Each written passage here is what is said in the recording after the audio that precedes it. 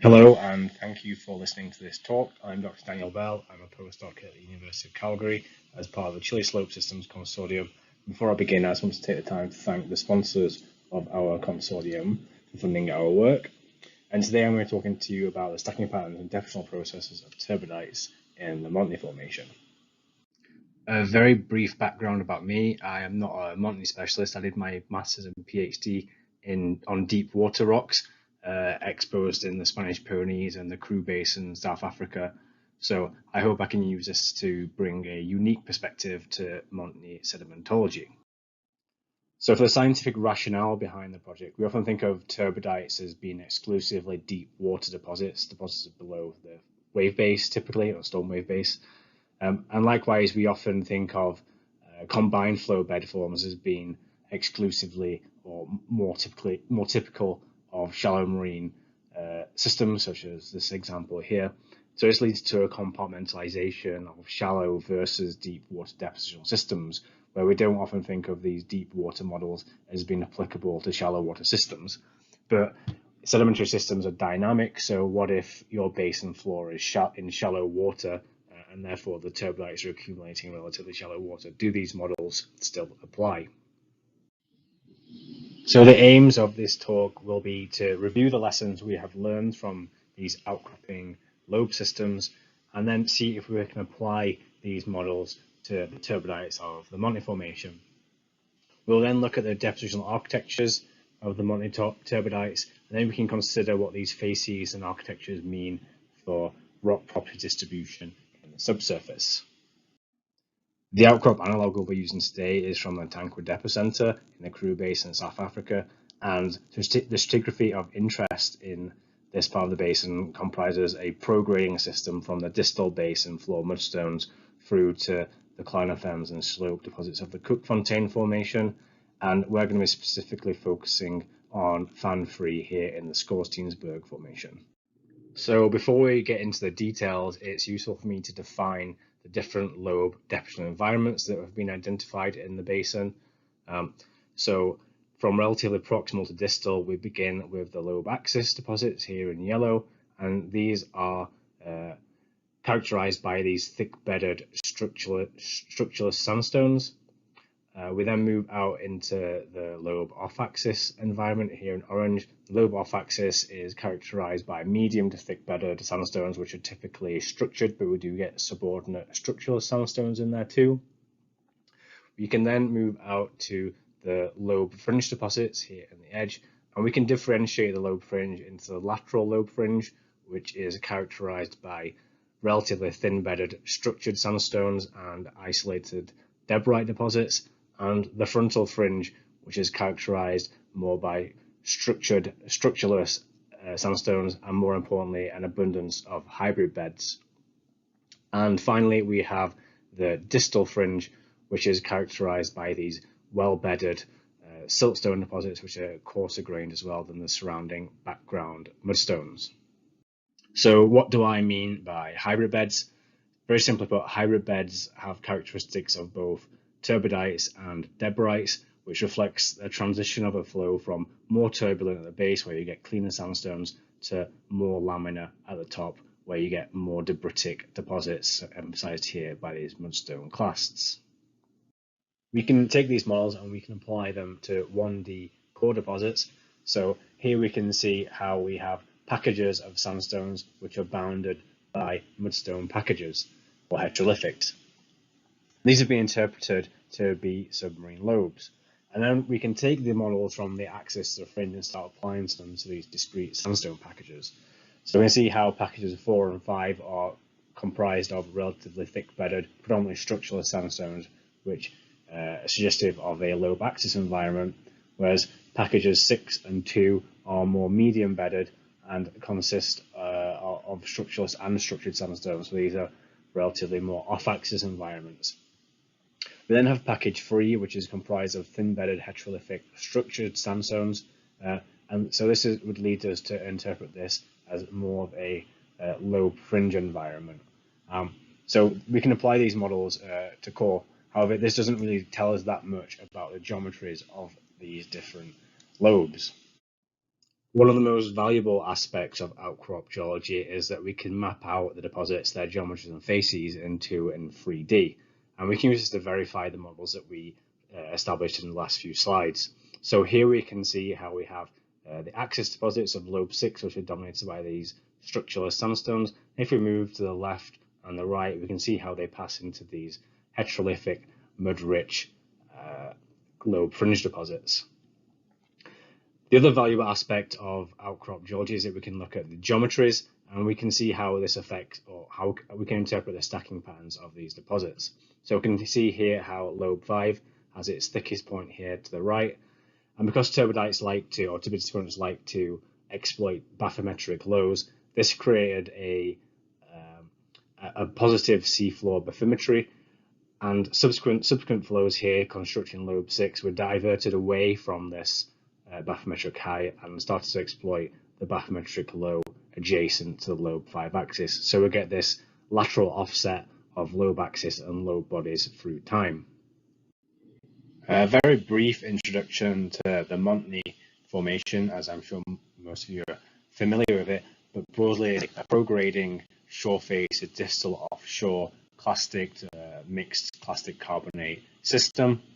Within this system, there are several intervals which contain turbidite deposits. These have been interpreted at various sea level stands, and there have been recognition of both channel and lobe depositional environments, as well as more recently identification of rheologically complicated flows or hybrid beds by Bradbury in 2019.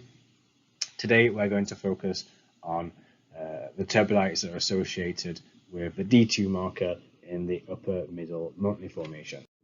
The study area we'll focus on today is in the Elmworth and Gold Creek areas, and this is where hybrid beds were identified by Bradbury in 2019. In total, I've logged 16 cores in detail with over 700 meters of cumulative stratigraphy. So can we apply the lessons learned from these outcrop examples to cores of the Montney Formation? So here we can see an example in which the succession is characterized by these relatively thick-bedded, apparently structureless sandstones with subordinate deposits from hybrid beds and structured sandstones. So this could be interpreted as a relatively axial environment within the system.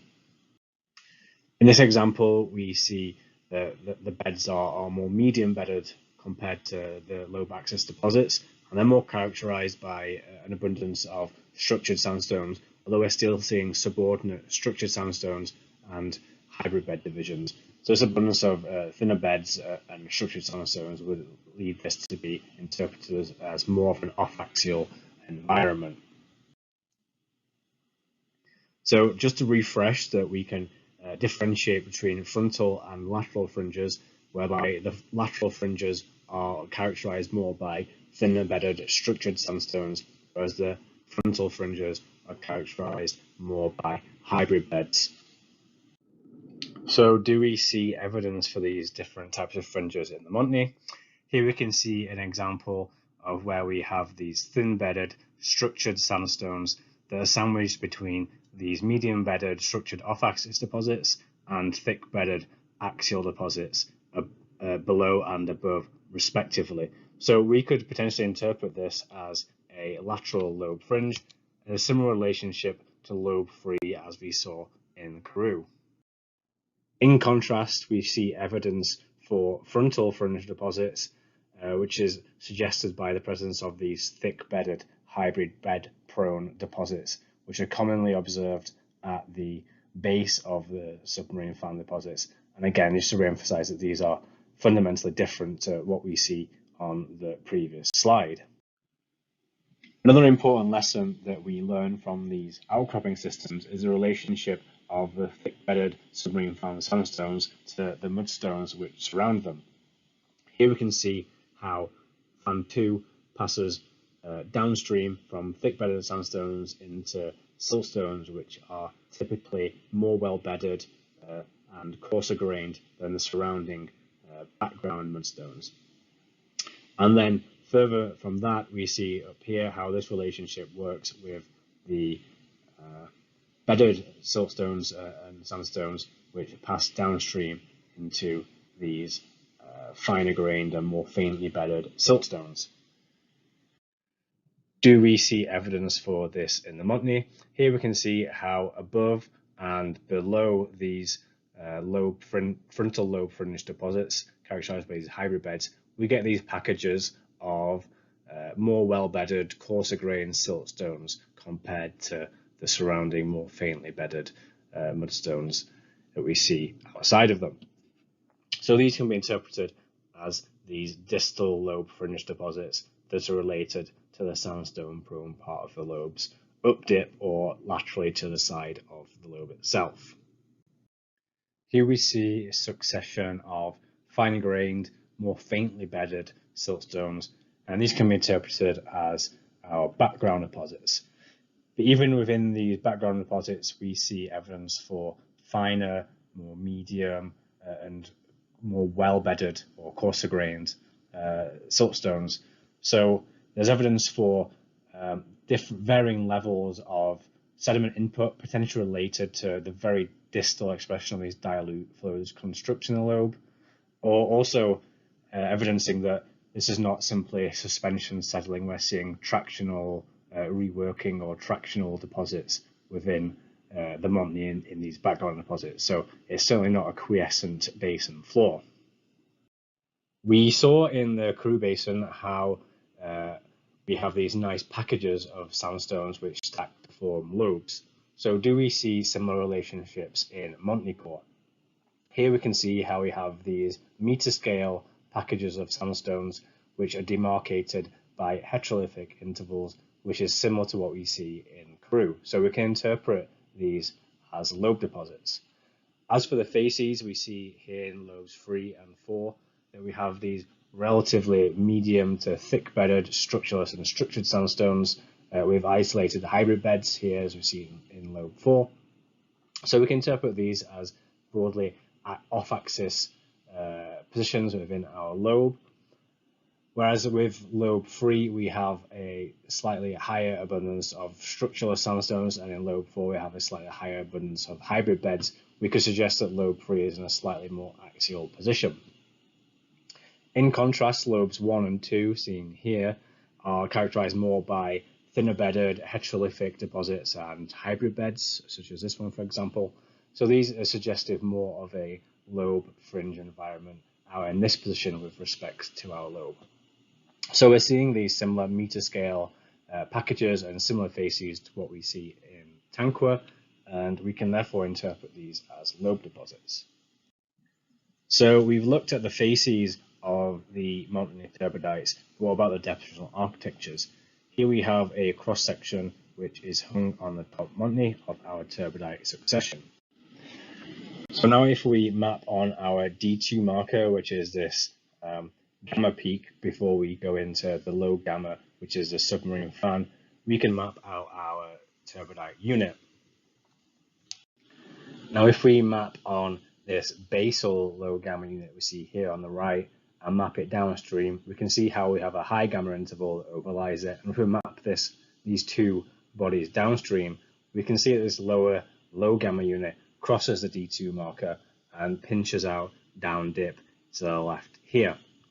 And this is showing us that the base of the submarine fan is diachronous in that it varies in time and space, and also that the D2 marker here is a lithostratigraphic pick rather than a chronostratigraphic pick.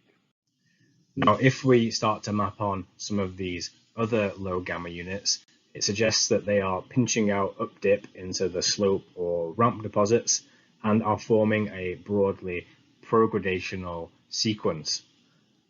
If we focus in now on this basal package to see what the facies look like in sedimentary logs, we can see how this looks in the actual rocks. So here we see more detailed sedimentary logs of this basal package without any interpretation.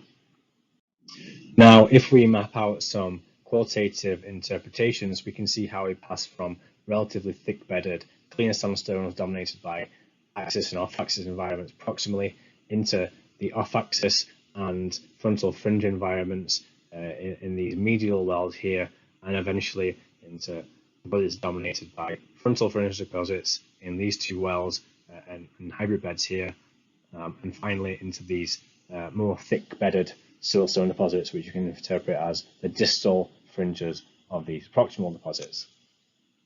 And also here in this section, we can nicely see the time transgressive nature of these lobe deposits, where we have the basal sandstones, the most proximal well are the hybrid beds of a frontal fringe here. These thin downstream and eventually pass into these thicker bedded distal fringe siltstones, which are longitudinally persistent downstream. So this nicely shows how the basal sandstones distally are much younger, or like to be much younger, than what we see in proximal deposits. So we've considered architecture and facies in a dip perspective, but how do things change across strike? So now we're going to look at the deposits in the upper part of the fan as shown here. Here we have sedimentological logs of that cross section. And one thing we notice is that the bedding is relatively thin to medium bedded with a lot of structured sandstones and hybrid beds. So this would be suggestive of mostly off-axillary environments. So to simplify this and to prevent it just being orange, I've called this as a relatively clean sandstone to muddy lithologies. What we see here though is that we pass laterally from relatively clean bedded sandstones into muddier sandstones laterally at the base and also here at the top. So these could be reflective of transitions from a more axial position here to a less axial position here on the left, and vice versa on the top. What else we see that is quite important is potential evidence for compensational stacking, whereby this lower unit here is thicker and more axial here to the right, whereas the upper unit here is thicker and more axial to the left. So we potentially have a more axial position here on the lower right, which created depositional topography. And then the second unit came in over here and was deposited in the associated depositional low. So we've looked at the comparison between the Tanqua and the Montney turbidites in some detail now. There are a lot of similarities, but there are some differences which I will go over now. One key difference between the Montney Formation and turbidites in this part of the system and the Tanqua depth center is the prevalence of combined flow bed forms we see in the Montney. So we can see from the base here, number one, we have these subtle combined flow ripple candidates here, right through to the top here, number 6, we have these well-developed combined flow ripples, probably deposited in the slope or ramp position. But we see these deposits throughout the turbidites in the Montney succession, including in axial positions, such as here in 3 and 5, and these are even developed within the thick bed of the sandstones and within and below hybrid bed divisions.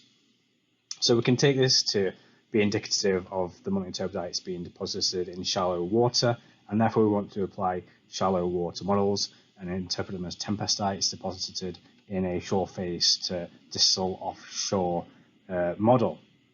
However, we can still apply the lessons learned from deep water lobe models from the Tanqua, as we saw in the previous slides. So therefore, this is suggesting that these deep water and shallow water facies and models can coexist, and therefore we need to be careful when we're deciding which one of these models to apply. So what implications and conclusions can we draw from this? Well, first we consider whether turbidite fans in shallow water systems are effectively the same as their deep marine counterparts. In this case, it certainly seems that we can apply these deep water lobe stacking models and facies models to what we see in a relatively shallow water system, and therefore we can challenge the notion of deep versus shallow water systems and turbidites.